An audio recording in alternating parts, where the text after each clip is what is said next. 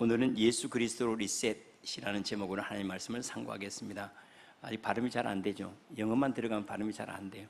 발음이 잘 안 되면 하나님 나라가 가까운 줄로 알고 신앙생활 열심히 하시기를 바랍니다. 살아오다가 어느 날 빛이 탁 비치니까 자기의 삶이 새롭게 받아들여지는 것, 어느 날 자기 인생의 목적을 발견하고 나니까 지금까지 자기가 배워왔던 지식들과 경험들이 이때를 위함이구나 하고 알아지는 것, 바로 사도 바울의 경험이 그랬습니다. 그가 누구보다 예수를 미워했고 예수를 따르는 사람을 죽기까지 싫어했어요. 그래서 그런 사람들을 핍박하고 박해하고 심지어는 예루살렘뿐만 아니라 그 지경을 넘어서 시리아에 있는 예수 믿는 사람들까지 결박하여 잡아오려고 길을 가다가 도중에 주님을 만나게 됩니다. 빛이 비치고 눈이 어두워졌어요. 그리고 음성이 나기를 사울아 사울아 네가 어찌하여 나를 박해하느냐, 누굽니까? 나는 네가 박해하는 예수라 하고 이렇게 주님이 말씀을 하시고 난 다음에 그의 삶이 완전히 새롭게 되었습니다. 마치 그와 같습니다. 여기저기 흩어져 있던 지식이 갑자기 쫙 꿰지는 것들, 자기는 왜 이러한 인생을 살아와야 되는지 해석하지 못했던 그러한 인생이 갑자기 의미를 갖고 살아나기 시작한 것들, 여기저기 잊어버리고 지워지고 버리고 싶은 그러한 기억들이 새록새록 돋아나와서 이것이 은혜였구나, 난 잊어버리고 싶었는데 내 삶에서 이것만 없었더라면 하는 그러한 마음이었는데 이것이 나의 삶을 지탱해 왔구나 하고 고마운 얼굴로 다시 다가오는 것들, 이러한 경험을 바로 그곳에서 합니다. 예수를 만나서 그의 인생이 완전히 새로워졌지만 그의 신분이 새로워진 것도 아니고 갑자기 지식이 새로워진 것도 아니고 인간관계가 새로워진 것도 아니고 그냥 그대로의 사울이었어요. 그런데 알고 보니까 자기가 자기 인생을 잘못 봐왔던 거예요. 자기의 지식을 잘못 가져왔던 거예요. 마치 여기저기 야채들을 모아서 우리가 샐러드를 만들려고 하는데 뭐 하나 내는데 맛이 없어요. 거기에다가 드레싱을 부었어요. 그랬더니 드레싱으로 말미암아 모든 것들이 다 새로운 맛으로 조합되는 것처럼 자기의 삶이 이렇게 새롭게 리셋되는 경험, 버려버리고 지워질 인생이 아니라 이것 때문에 내가 몰랐구나, 이것 때문에 힘들어했구나 하는 것을 발견하는 그러한 경험들은 사도 바울뿐만 아니라 우리 모두가 사실은 예수를 만나면서 경험해온 일들입니다. 그리고 사도 바울이 경험했던 그 모든 일들은 어떤 이들은 급속하게 경험하는 일이 있는가 하면 어떤 일이 천천히 경험해 나가는 과정 속에 있는 분들도 있습니다. 오늘 말씀을 통해서 사도 바울의 그러한 경험 나에게 어떻게 경험되고 있는가, 사도 바울이 만났던 그 예수가 그의 삶을 바꾼 것처럼 나의 삶은 어떻게 바뀌어져 가고 있는가를 점검할 뿐만 아니라 그 일들이 우리가 받아들여짐으로 말미암아 그대로 이루어지는 역사가 나타나기를 축원합니다. 먼저 그가 예수님을 만나고 난 다음에 같이 전도의 역사가 일어났습니다. 자기가 값어치가 있는 것이 있잖아요. 성공이라고 하는 것과 실패라고 하는 그러한 목록들이 있잖아요. 예를 들어 다른 사람이 인정해주는 삶은 성공이지만은 인정받지 못하는 삶은 실패라고 여기지 않습니까? 또는 좋은 학벌, 좋은 학교, 좋은 회사에 들어가는 성공이고 그렇지 못한 것은 실패라고 여겨지는 것들, 또 사람들이 누군가를 섬겨주고 섬김을 받고 우러러보고 되고 싶어하는 사람들이 되는 것, 그건 성공이라고 여기잖아요. 그리고 오히려 밑에서 발을 씻어주고 누군가를 박수를 쳐주는 사람은 성공하지 못한 사람을 여기잖아요. 그런데 예수님을 만나고 난 다음에 이것이 확 뒤집힌 거예요. 예수님을 만나고 난 다음에 완전히 새로워진 거예요. 섬김을 받는 사람보다 섬기는 사람이 더 존중하다는 사실을 알게 됐어요. 뿐만 아니라 율법을 많이 알고 많이 가르치는 사람보다도 하나님을 믿는 믿음 안에서 담대한 사람이 더 나은 사람이라는 걸 알게 된 거죠. 이와 같이 삶이 완전히 리셋된 거예요. 그대로 내 값어치가 다 달라진 거예요. 여기저기 값어치가 싹 바뀌었는데 자기는 가난이라고 하는 것, 또 병든다고 하는 것, 이런 것들은 다 저주받은 것으로 여겼는데 이상하게 예수를 만나고 나서 내가 병들었던 것 때문에 예수를 만나서도 건강하게 되었다는 것, 내 영혼이 사는 거예요. 내가 가난한 것 때문에 세상에 얽매이지 않냐고 하나님을 의지하고 하나님을 바라보게 되었다는 것, 이것이 복이 된 거예요. 가끔씩 우리가 그러합니다.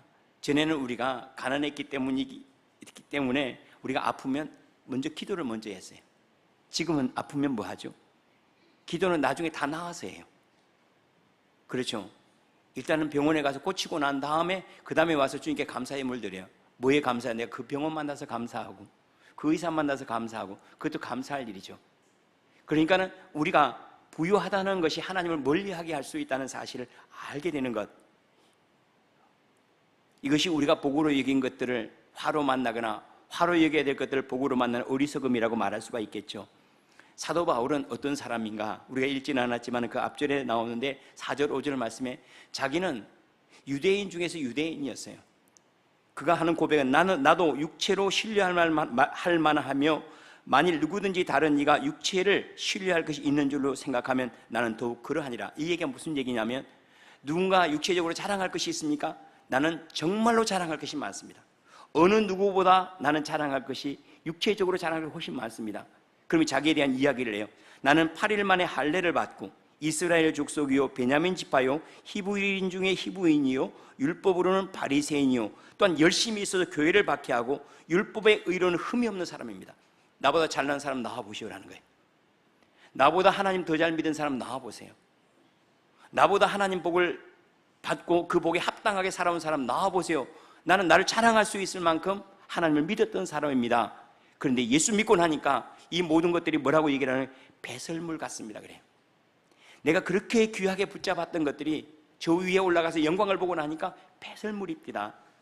내가 지금 잘 산다고 막 살았는데 내가 저 하나님의 나라의 영광을 보고 다시 내려오니까 내 집이 초막 못하고 돼지우리와 같습니다 라고 얘기하는 것과 비슷한 거예요. 내가 사람들이 막 박수치고 존귀하다고 얘기했는데 하나님의 영광을 만나고 나서 내가 내려오니까 내가 얼마나 비참한 존재인지를 내가 비로소 알게 되었습니다라는 거예요. 오히려 나를 향하여 박수치던 사람들이 하나님의 나라에 존귀하다는 걸 내가 알았습니다. 다른 사람이 세상에 당신은 사업에서 성공하고 뭐에 성공했다고 막 사람들이 막 박수를 치고 성공했다고 말하는 내가 위에 올라가서 보니까 내가 실제로 다 잃어버렸습니다. 믿음 잃어버렸죠. 하나님과의 관계 잃어버렸죠. 영생 잃어버렸죠. 평안 다 잃어버리고 그거 다 팔아가지고 내가 돈 하나 샀습니다 라고 이렇게 고백하는 것과 똑같아요. 내가 그 만나고 나니까 내가 그렇게 귀하게 여겼던 것들이 다 값어치를 잃어버렸습니다. 이게 가치 전도의 역사가 일어나는 거예요. 예수 만나면 다 그렇습니다. 우리도 한때는 예수 믿는 것보다 어리석게 보였던 것들이 어디 있습니까? 얼마나 답답해요. 예수 믿는 것들. 그렇죠. 예수 믿는 사람들 보면 답답하기 짝이 없어요. 이렇게 좋은 날 가서 놀아야죠. 할 일 바쁜데 그 시간 쪼개가지고 무슨 주일 성수한다고 이렇게 꽉 막혀가지고 융통성 없게 살아요. 그러지 않습니까? 그런데 그들이 다른 것 포기하고 이 자리를 지킨 것을 나중에 예수 믿고 알게 된 것은 그 사람들은 자기의 마음을 씻기를 원하는구나.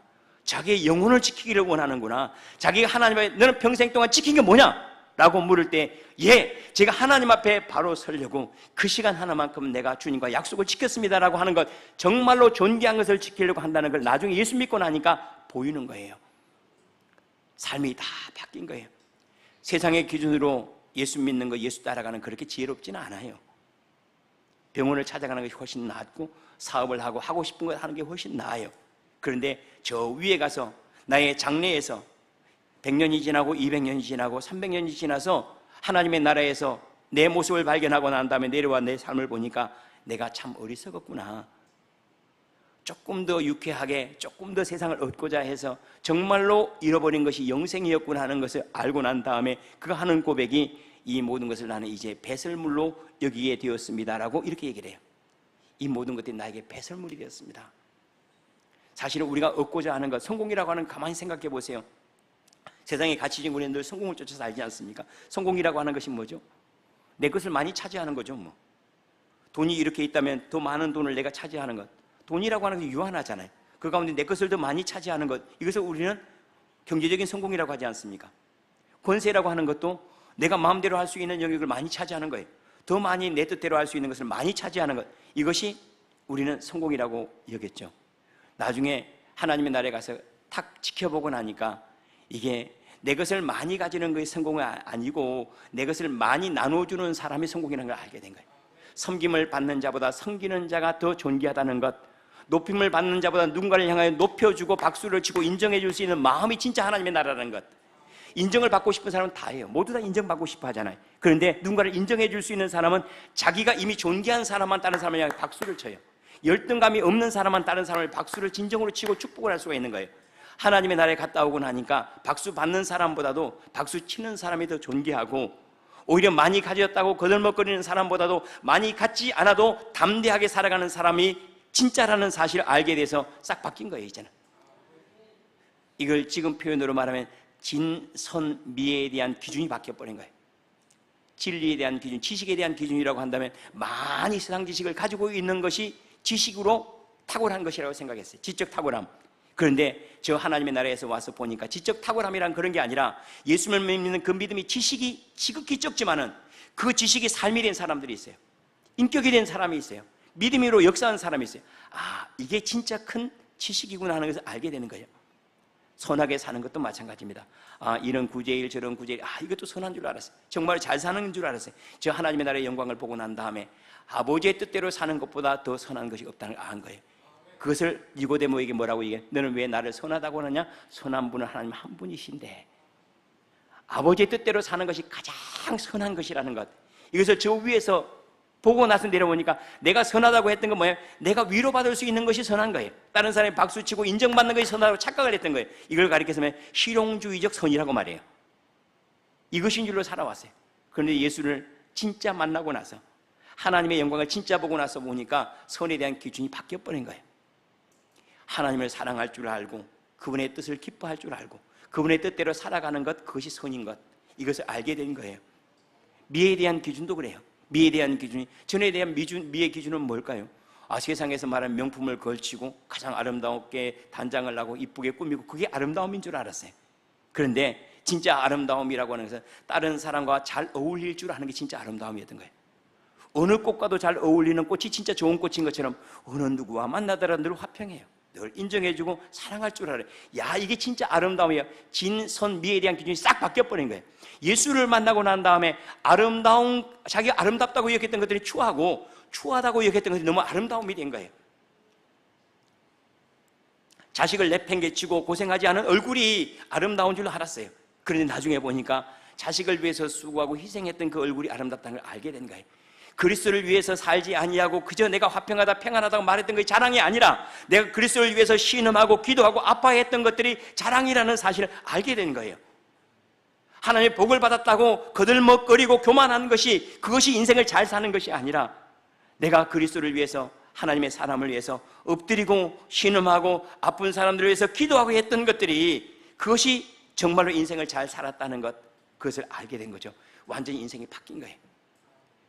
하나님이 아름답다고 보는 대로 아름답게 볼 줄 알고, 하나님이 선하다고 말씀하신 대로 선하게 볼 줄 알고, 우리는 이 눈이 많이 왜곡이 됐습니다. 세상 사람들이 말하는 대로 세상을 보기 시작했어요. 이렇게 사는 게 잘 사는 거야, 이렇게 해서 실패야, 그런 말들로 세상 사람들 이야기를 듣다 보니까 우리가 막 세상이 흔들리기 시작했어요. 그래, 이렇게 해야지 잘 살지, 이렇게 해야 성공해, 이렇게 해서 인생에 후회가 없어. 이 말 저 말 듣다 보니까 불안만 많아져요. 두려움만 많아져요. 해야 될 것만 많아져요. 그런데 이 모든 것들이 위에서 가만히 지켜보고 다시 내려왔더니 이게 아니에요. 그때 우리는 삶의 가치, 기준이 달려질 때 우리에게 어떤 일이 일어나는 거예요? 세상이 흔들지 못하는 거예요. 이제는 다른 사람이 이게 잘 사는 거야, 저렇게 살아야 돼, 이곳은 가봐야 돼, 뭘 해야 돼, 이런 것에 자유로워졌어요. 이제는 내가 무엇이 아름다운지를 알게 됐거든요. 어떤 것이 아름다운지, 어떤 것을 빼앗을 수 없는지, 내 안에 빼앗길 수 없는 보배는 밖에 있는 것이 아니라 내 안에 있는 믿음이라는 사실을 내가 알았거든요. 이것은 누구도 빼앗아 갈 수가 없어요. 뿐만 아니라 좋은 재료를 가지고 좋은 집을 짓는 줄 알았는데, 고난을 가지고도 내 마음의 집은 지을 수 있다는 걸 알게 된 거예요. 아, 고난을 가지고도 내 마음에 보배로운 집을 지을 수가 있구나. 환난을 만나더라도 내가 존귀한 집을 만들 수 있구나. 이건 누구도 빼앗아 갈 수 없는 것들이에요. 비로소 예수님을 만나고 난 다음에 사도 바울을 향하여 전비련한 놈, 그렇게 좋은 직장, 그렇게 인정받고 존경받고 사랑받는 그 바리새인의 삶을 왜 포기하고 예수를 믿어? 그런데 그는 이제 그런 소리에 귀 기울이잖아요. 그런 사람들이 당신 실패했어요, 당신 어리석어요라고 말하더라도 그는 아니에요. 왜냐하면 진짜를 봤어요. 진짜를 봤기 때문에. 예수 그리스도를 만나며 그의 인생이 완전히 리셋이 된 거예요. 뭐에 리셋이 됐는가? 가치 기준이 달라져 버린 거예요. 좋다라고 말하는 것과 존귀하다고 말하는 것, 아름답다고 말하는 이런 가치에 대한 기준이 완전히 바뀌어버린 거예요. 세상과 다르게 세상을 보게 된 거예요. 세상 사람들이 말하는 것과 다르게 세상을 말하기 시작하는 거예요. 세상 사람들이 받아들이는 것 다르게 받아들이는 거예요. 세상 사람들은 자기의 좋다고 하는 거 막 받아들이는데 그것이 아니라 자기의 영혼을 살리는 것들을 받아들이기 시작한 거예요. 전혀 다른 일들이 일어나게 된 거예요. 왜냐하면 예수를 하늘로 만나기 때문에 그래. 뿐만 아니라 두 번째로 그가 삶이 어떻게 리셋이 되었는가. 그는 예수님을 만나고 나서 그의 인생이 해석되기 시작했습니다. 새롭게 해석이 된 거예요. 우리가 예수님을 만나기 전에 우리 인생이 해석이 잘 안 되죠. 왜 우리가 어려운 일을 만나야 되고, 왜 우리는 고아로 태어났거나, 우리 부모님 왜 빨리 돌아가셔야 되고, 내 하필은 왜 가난한 집에 태어나고, 내 IQ는 왜 다른 사람보다 못하고, 내 외모는 왜 떨어지는가, 이런 것들에 대해서 우리는 이해할 수가 없어요. 그리고 예수님을 만나고 난 다음에 받아들이고, 하나님께 나의 가장 적합한 길로 나를 인도하셨구나. 내 기질이 포려질 기질이 아니라 내가 이 기질이 아니면 하나님을 찾을 수가 없을 거구나. 내가 그 집안에 태어나지 않았더라면 내가 예수님을 만나지 못했겠네. 내가 그때 그 상처받은 일이 없었더라면 나는 예수님을 부르지도 못했을 거야 하는 것들이 삶이 해석이 된 거예요. 사도 바울도 마찬가지였습니다. 그가 왜 그렇게 율법을 열심히 하고 그렇게 특심으로 살아야 되는 그 기질이 별로 마음에 안 들었을 텐데, 그런데 나중에 예수님을 만나고 난 뒤에 그가 이런 고백을 합니다. 갈라디 1장 15절 16절 말씀입니다. 내 어머니의 태로부터 나를 택정하시고 그의 은혜로 나를 부르신 이가 그의 아들을 이방에 전하기 위하여 그를 내 속에 나타내시기를 기뻐하셨을 때에, 자, 이게 무슨 얘기인가 하면 주님을 만나고 난 다음에 보니까 어머니의 태 속에 있을 때부터 하나님께 자기를 택하셨다는 해석이 된 거예요. 그때 하나님이 나를 우리 어머니 태 속에 있을 때부터 나를 택정하여 불렀구나. 뿐만 아니라 나를 그분의 은혜로 부르신 이가, 그때 주님께서 부르신, 하필이면 그때예요. 그때 부르셔야 나에게 그때 은혜로 작동했구나 하는 것들이 삶이 해석이 된 거예요. 내 안에 일어났던 모든 일들이 하나님이 하셨다라고, 그때 하나님이 나를 고난 가운데 집어넣었구나, 환난 가운데 하나님이 집어넣었구나, 그때 하나님께 나를 보호하셨구나, 하나님의 일들이었구나, 그 상처당한 일들이 하나님께서 다른 상처를 해결하기 위해서 이 일을 내게 주셨구나라고 삶이 해석이 된 거예요. 우리의 삶이 어떻게 해석되고 있습니까? 예수 그리스도로 말미 해석이 됐습니까? 그분이 나를 구원하기 위해서, 나를 복되게 하기 위해서, 나를 더 존귀하게 비적하기 위해서 나의 삶을 이렇게 인도해 오셨구나. 이게 뭐라고 하죠? 섭리라고 그래. 섭리. 하나님의 섭리 안에서 해석이 된 거예요. 내가 하나님의 놀라운 계획 아래 있구나. 그분의 인도하심의 놀라운 계획 안에, 그냥 내 인생이 막무가내로 만나는 인생이 아니라 한 놀라운 계획 속에서 만나야 될 것들, 경험해야 될 것들, 배워야 될 것들, 이 모든 것들이 전부 다 바로 이때를 위하여서 하나님께 행하셨구나 하고 받아들이게 된 거죠. 그리고 난 다음에 감사가 됐어요. 삶이 감사가 된 거예요. 지금까지 버리고 싶었던 것들을 한번 생각해 보세요. 그는 어디에 있었는가 하면 스데반 집사를 죽이는 그 자리에, 예수를 믿었는데 자기가 예수를 죽이려고 했던 그 자리에 있었던 거예요. 그것도 증인으로.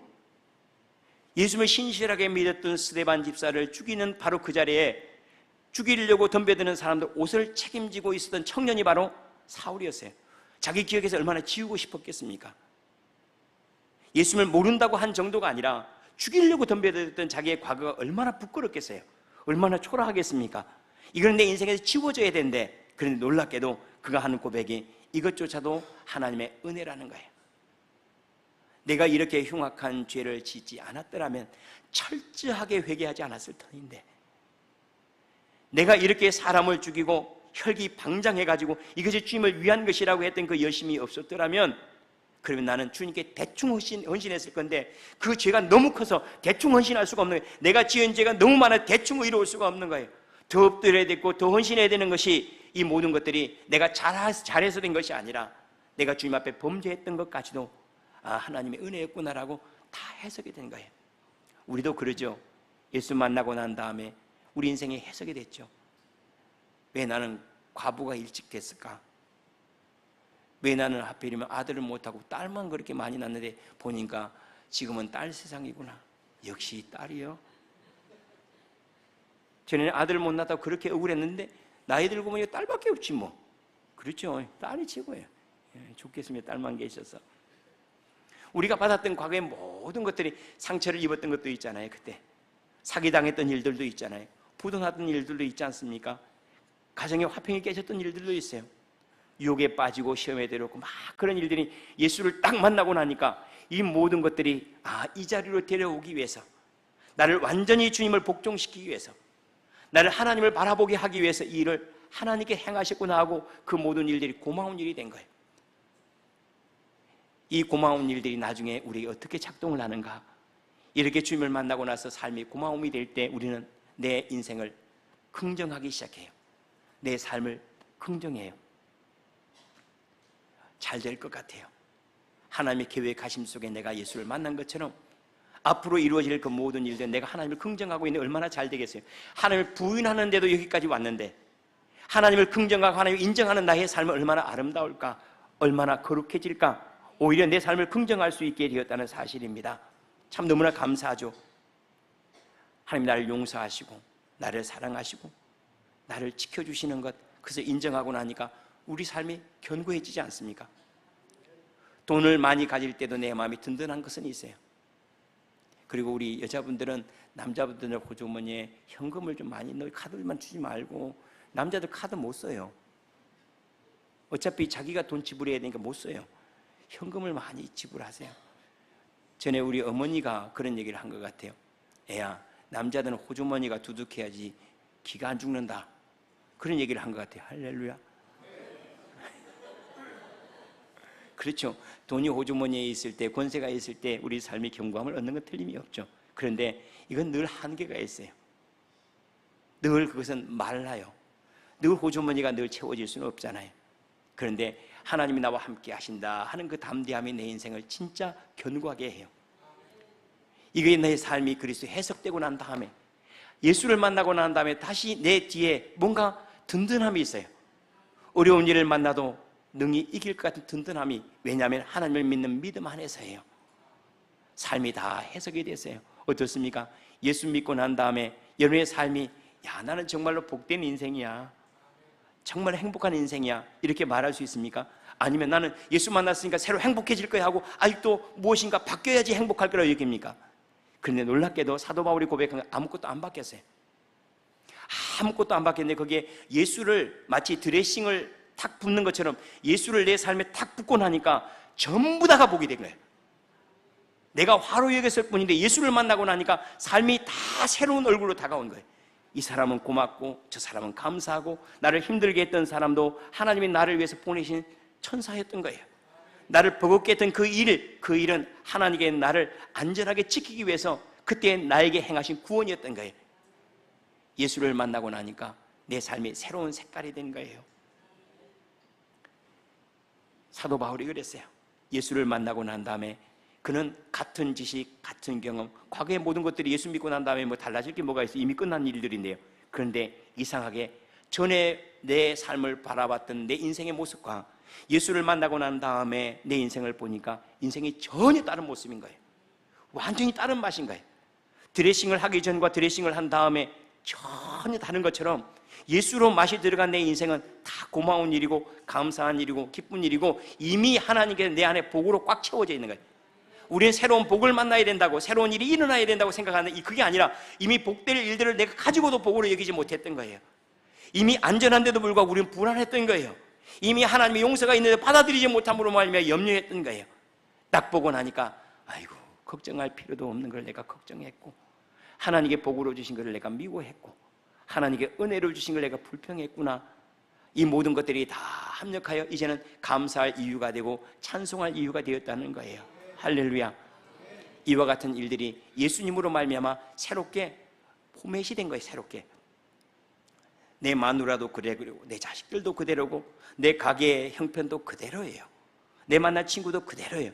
예수를 만나고 난 다음에 내 마누라가 새로운 모습이야. 내 자식들이 그러하고 내 가정이 그러하고 내 일터가 다 새로운, 다 고맙고 이것이 이미 나에게 부유함이 되는 거예요. 새로운 것이 아닙니다. 주님의 구원이라고 하는 것은 이미 우리 가운데 있는데 그 안에 예수가 빠졌기 때문에 힘든 거예요. 하나님을 인정하지 않으니까 버거운 거예요. 하나님의 인정함이 없으니까 이 모든 것들이 여기저기 뿔뿔이 흩어져 있는, 마치 블럭이 모양을 잃어버리고 싹 흩어져 있는 모양과 같아요. 예수님을 만나면 이 모든 것들이 탁탁 차곡차곡 찾아와 가지고 집이 되고 존귀함이 되고 아름다움이 되고 감사가 되는 것, 이와 같은 대로 회복되는 역사가 저와 여러분 있기를 축원합니다. 세 번째로 그의 삶이 어떻게 리셋이 되었는가? 지식의 리셋이 일어났어요. 지식이 거듭났습니다. 그는 율법밖에 몰랐던 사람이에요. 사도 바울은 율법에 탁월한 사람이에요. 그는 율법밖에 몰랐고 제사밖에 몰랐어요. 어린 양밖에 몰랐고 그는 소를 드리는 제사 외에는 몰랐어요. 근데 예수를 만나고 난 다음에 사람을 드리는 제사를 알게 된 거예요. 예수를 만나고 난 다음에 그는 안식일밖에 몰랐는데 예수를 만나고 난 다음에 사람을 통해서 주신 영혼의 안식을 알게 된 거예요. 예수를 만나고 나니까 과거에 드렸던 제사가 어떻게 이루어지고 과거에 알았던 그 안식일과 절기들이 어떤 모양인지 율법의 모든 것들이 하나님의 구원으로 해석이 된 거예요.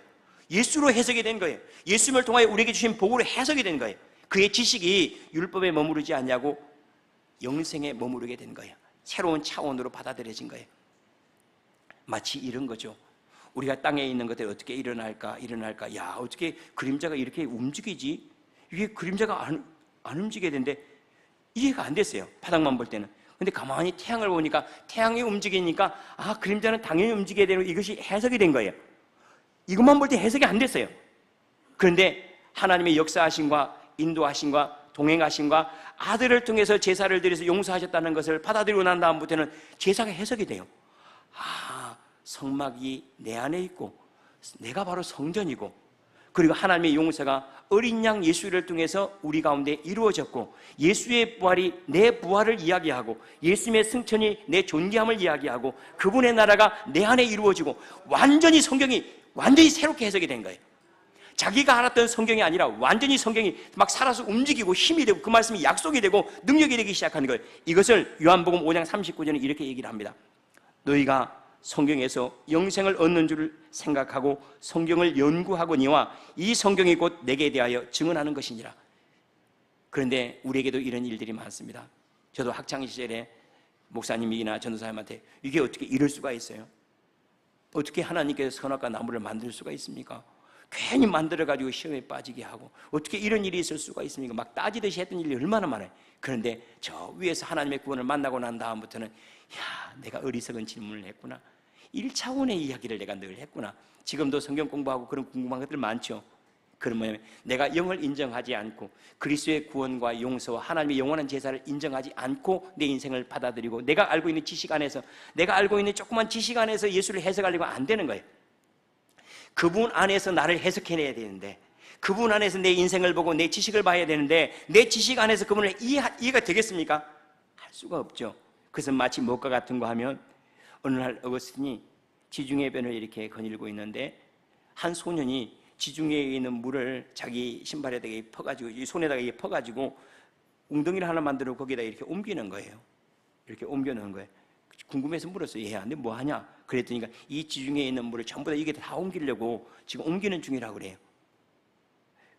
그런데 그때 이 어거스틴이 큰 깨달음을 얻습니다. 그 소리를 듣고. 왜냐하면 자기가 지금 그 짓을 하고 있다는 걸 알았어요. 왜냐하면 그때 그가 하나님을 이해하기 위해 삼위일체에 대한 이론을 이해할 수가 없는 거예요. 아무리 해도 설명할 수가 없는 거예요. 이게 참 신비로운 거구나. 하나님의 행하심을 인정하고 나니까 하나님을 인정하고 나니까 받아들여진다 하는 것을 알게 된 거예요. 우리가 알고 있는 지식은 부분입니다. 우리가 알고 있는 경험도 부분입니다. 그런데 하나님을 만나고 나니까 이것들이요 내게 꼭 필요한 일들로 살아나기 시작한 마치 조합이 된 거예요. 지식이 싹 조합이 되어서 이것이 나를 하나님을 아는 지혜로 발견하기 시작한 거예요. 우리가 이제 보통 철학이라고 하는 것과 신학이라고 하는 걸 많이 대비를 얘기할 수가 있게 철학이라고 하는 것은 인간적인 학문의 꼭대기에 있는 게 철학이에요. 과학이나 이 모든 것들도 마찬가지지만 그 꼭대기인 철학은 사람 편에서 하나님을 알고자 하는 거예요. 내 지식으로 하나님을 추구하는 거라고 할 수가 있겠죠. 철학은. 그런데 신학이라고 하는 것은 뭐죠? 신학이라고 하는 하나님 편에서 하나님이 이야기하는 것을 알고자 하는 거예요. 하나님이 우리에게 설명하시는 것을 우리가 알고자 하는 거예요. 내가 이해를 통해서가 아니라 하나님의 계시 안에 있는 나를 만나고자 하는 거예요. 그러고 나니까 이해가 된 거예요. 우리의 삶이라고 하는 것은 내게서 올라가는 게 아닙니다. 하나님으로부터 내려오는 거예요. 하나님이 주시지 않으면 알 수도 없고 하나님이 허락지 않으면 들어갈 수가 없는 거예요. 이 모든 것들 그래서 우리는 뭐라고 하죠? 힘으로 능으로 되는 것이 아니라 여호와의 힘으로 말미암느니라. 그의 지식도 마찬가지입니다. 우리가 알고 있는 지식 위에 성령의 기름 부음이 필요해요. 우리가 경험했던 것들이 하나님의 은혜를 만나면요 여기 가운데 하나님이 담겨있네. 이것이 하나님을 설명하고 있네. 받아들여지는 모든 것들이, 왜냐하면 보이지 않는 세상이 해석이 되니까, 보이지 않는 능력들을 인정하니까, 보이지 않는 권세들과 지혜들을 받아들이고 나니까 보이는 것들이 해석이 되는 경우 얼마나 많이 몰라요. 태양을 보고 나니까 그림자가 해석이 되는 것처럼 그리스도를 인정하고 나니까, 그분의 능력과 권세를 인정하고 나니까 해석할 수 없는 일들이 자꾸 해석이 되고 받아들일 수 없는 일들이 받아들이기 시작하는 거예요. 예컨대 어떤 사람이 고침을 받았대요. 예수 믿고 나음을 입었대요. 복을 만났대요.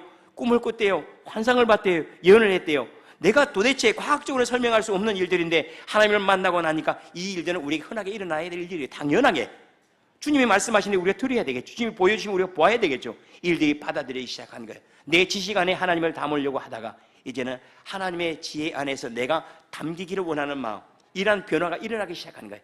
그래서 이것을 가리켜 나중에 뭐래? 성령의 기름 부음이 내게 필요합니다. 제 경험 속에 하나님의 도우심이 있으면 제 경험을 통해 하나님을 더 많이 만날 거고, 제가 공부하는 가운데 하나님의 도우심이 있으면 이 공부하는 가운데 하나님을 더 많이 이해가 될 거예요. 왜냐하면 내가 살아보니까 진짜 고귀한 것은, 정말로 아름다운 지식은 하나님을 아는 것이 가장 고상함이라 그래요. 그리스도를 아는 지식이 가장 고상한 거예요. 세상에 어떤 지식을 갖는 것도 필요하겠죠, 우리의 도움이. 근데 가장 고상한 것은 하나님을 알고 그리스도를 아는 것이 가장 고상함이라. 아니, 하나님을 아는 것이 뭐가 그리 고상하다고? 하나님을 아는 만큼 우리 자유롭기 때문이에요. 하나님의 사랑을 알면요, 구원이 확실해요. 아, 하나님 나를 사랑하시는구나. 얼만큼 사랑하시는가. 내 아들 예수를 너희에게 줄 만큼 나는 너를 사랑해. 이것을 지식으로가 아니라 내 마음으로 알게 되면 우리의 구원은 걱정 안 해도 돼요. 우리의 구원이라고 하는 것이 내 의에 있지 않냐고 하나님의 사랑에게 있다는 것을 알면, 그러면 걱정하지 않아도 돼요. 뿐만 아니라 우리는 모든 창문을 닫고 공부하는 것처럼 공부합니다. 우리 지금 고시 공부하는 사람들 지금 자기 머리 믿고 그렇게 하는데 그러지 마세요. 창문을 열어놓고 하나님, 이 위에 주님의 은혜가 필요합니다. 주님의 도우심이 필요합니다. 왜냐하면 우리 지식이라고 하는 것 그조차도 출발이 다 하나님의 은혜예요. 이것을 인정하는 것이 중요해요. 받아들이고 나면 내가 내 힘으로 담을 수 없는 일 이상에 담겨져요. 차원이 달라지고 그리고 이해가 달라져요. 받아들이는 부분이 새로워져요.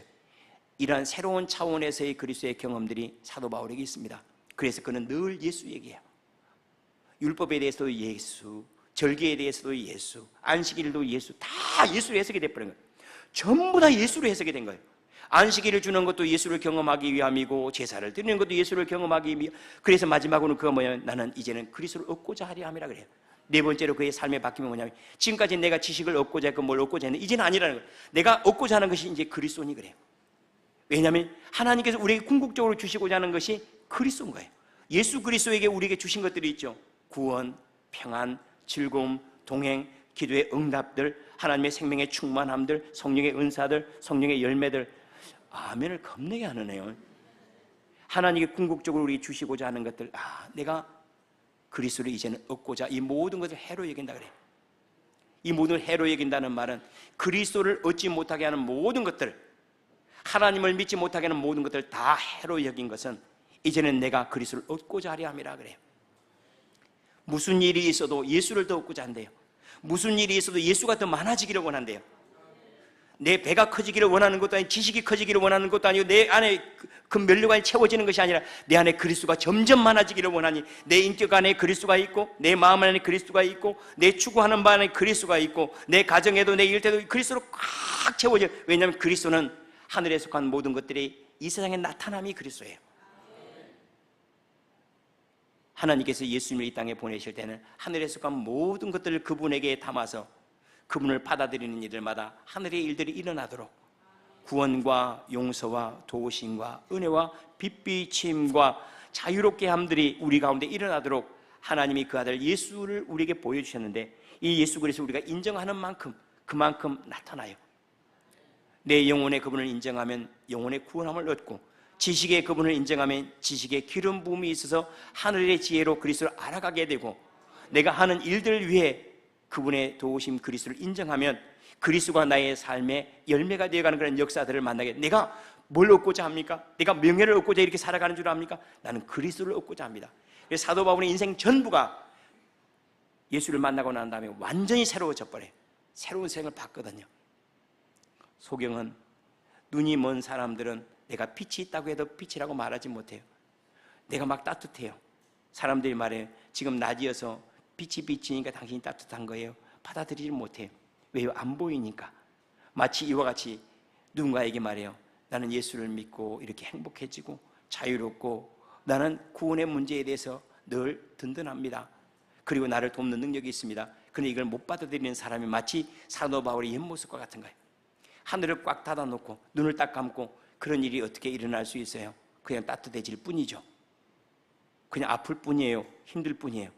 눈만 딱 열고 인정하기만 하면 하나님이 행하셨습니다. 하나님이 지키고 계시네요. 하나님 보호하십니다. 하나님이 인정하고 나면 모든 삶이 다 해석이 되고 받아들여지고 새롭게 리셋이 되는데 삶의 리셋이 일어나야 되지 않겠습니까? 아직도 내 지식으로 아직도 내가 가지고 있는 경험으로 하나님을 담으려고 합니까? 하나님께 나를 새롭게 볼 수 있도록 그분을 한번 초청하기를 마치 샐러드 위에 드레싱하는 것처럼 그분을 내 안에 초청해 보세요. 그분을 가만히 받아들이면 어느 날 사도 바울이 주님을 만났을 때 눈에 딱 막혀요. 그렇죠? 눈에 비늘이 낀 것처럼 딱 막혔다가 그가 새로운 세상에 비늘이 딱 벗겨지면 새로운 세상에 눈을 떴어요. 이전 세상이 아닌 거예요. 하나님 없는 세상에 내가 살아서 내 지식이 미련하고 내가 내 삶을 해석할 수 없었더니 내가 하나님을 인정하고 눈을 딱 뜨고 나니까 온통 하나님의 도우심과 인도하심이었네. 내 인생 전부가 이런 고백이요. 내 인생 전부가 하나님의 은총이여라. 내 인생 전부가 하나님의 은총이었구나. 삶이 완전히 새로운 모습이에요. 그리고 이 모든 일들이 리셋되는 이 모든 일들이 어떻게 이루어지는가 하면 오직 그가 믿을 때에만 이루어진다는 사실을 알고 나서 그가 이 믿음으로 새롭게 된다는 믿음으로 말미암아 이루어지는 의인이 하나님의 의인이라고 마지막에 그가 고백을 합니다. 마지막에 그가 고백한 것은 내가 하나님으로 말미암아 의를 얻고자 하는데 이것이 믿음으로 말미암아 그래요. 하늘에 있는 일들이 땅에 어떻게 이루어지는지 알았어요. 그분을 신뢰하는 거였어요. 하나님이 나를 사랑하시고 나를 지키시고 나를 인도하시고 보호하시고 책임지시는 사실을 믿는 것, 그때 아버지께서 한 모든 것들이 우리에게 흘러온다는 사실을 알게 된 거예요. 믿음이라고 하는 것은 예수가 그리스도라는 것에 대한 믿음이죠. 이 모든 믿음이 각 영역으로 흘러가야 됩니다. 공부할 때는 주님께서 내게 기름 부으심을 믿습니다. 일할 때는 이 모든 것들이 주님의 주인이 주님이라는 사실을 믿습니다. 주시는 이도 주님이시고 가져간 이도 주님이십니다. 우리 육체도 마찬가지예요. 우리 육체도 마찬가지로 주님이 나를 고치기도 하고 주님 나를 새롭게 하시기도 합니다. 하고 주님을 막 인정하다 보면, 그러면 받아들이고 믿음으로 인정하다 보면 내 안에 변화가 일어나요. 어떤 변화가 일어나는지 알죠? 내 마음의 색깔이 바뀌어요. 두려움이 사라져요. 이미 내 안에 하나님의 나라가 이루어지면 나머지 것들은 사람은 내 안에 믿음으로 보게 돼 있어요. 사람은 한번 보세요. 세상이 보이는 대로 내가 볼까요? 아니요. 내가 믿는 대로 세상을 봐요. 근데 여기 안에 하나님의 능력이 있고 하나님의 권세이 충만함이 있고 하나님의 보호하심의 평안이 있으면 세상이 그렇게 우리에게 다가오기 시작해요. 하나님의 도우심으로 다가오고 평안으로 다가오고 능력으로 다가오거든요. 예수 그리스도 안에 내 삶이 리셋되었습니다. 사도 바울은 다메섹에서 모든 것들이 새로운 차원으로 옮겨가 버렸어요. 1차원의 삶에서 2차원을 인정하고 3차원을 인정하고 4차원을 인정하는 삶이 되었습니다. 위에서 가만히 보면 모든 것들이 평면도지만 옆에서 보면 측면도를 갖는 것은 뭐냐면 옆에 한번 서봐야 알아요. 옆에 서보기 전에는요 전부 다 똑같이 평면인 줄 알아요. 내 삶이 마찬가지예요. 하나님이 인정하고 나서 내 삶을 한번 보라는 거예요. 하나님을 인정하고 나서 내 삶을 보면 그때 내가 살아가는 방향이 보이고 나를 돕는 능력이 보이고 나를 지키는 하나님의 권세가 보이고 그때 내 삶은 살아서 새로운 차원으로 만나지는 이러한 리셋의 역사, 당신 인생에 하나님이 계십니까? 그럼요. 하나님의 생기를 불어넣으세요. 당신이 왜 그리 담대합니까? 가진 것도 없고 기댈 데도 없는데 당신이 보지 못하는 언덕이 있기 때문에 그래요. 당신은 왜 그리 하평합니까? 당신이 보지 못한 하늘이 있기 때문이요. 당신이 가지고 있는 그 지식 가지고 형통하겠습니까? 예, 당신이 아는 세상의 지식 말고 내가 가지고 있는 그리스도로 아는 지식, 그 지식이 있으나 늘 자유롭고 담대합니다. 당신이 가진 것들이 세상을 움직이지만은 내가 가진 것은 온 우주 만물의 하나님의 능력인데 내가 어찌 담대하지 않겠습니까? 하나님을 인정하고 내 삶을 새롭게 리셋하는, 새롭게 재구성하는, 새롭게 조직되어지는 그런 삶의 역사가 있기를 원합니다.